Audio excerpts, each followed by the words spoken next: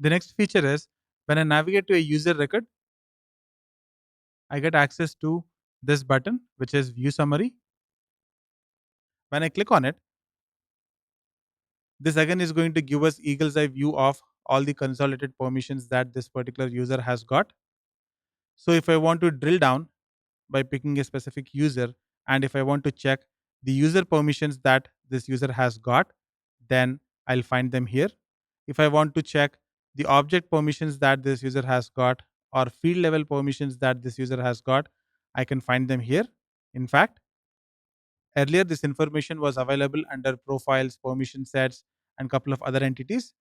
Now Salesforce is giving us this option here, using which we can get the consolidated view of all the permissions that the user has got.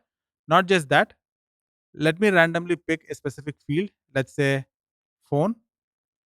On phone, the permissions that the user has got is read access and edit access. If I want to figure out because of which entity the user is having this access on phone, I can click on access granted by permission sets 0, permission set groups 0, profiles. I have system admin. So it is this particular profile because of which the user has read access and edit access on the field shipped to. So I can pick any field for that matter, and I can check what is the entity because of which the user is having this particular permission. As mentioned earlier, it's not something new. Earlier also we had this information deep down under profiles, permission sets, and a couple of other entities.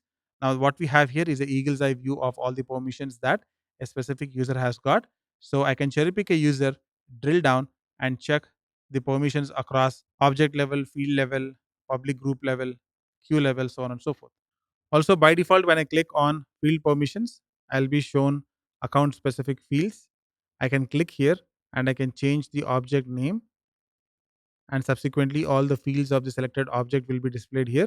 And from there, I can again drill down and check because of which entity the user is getting the specific permissions. That's all for this episode. See you in the next one.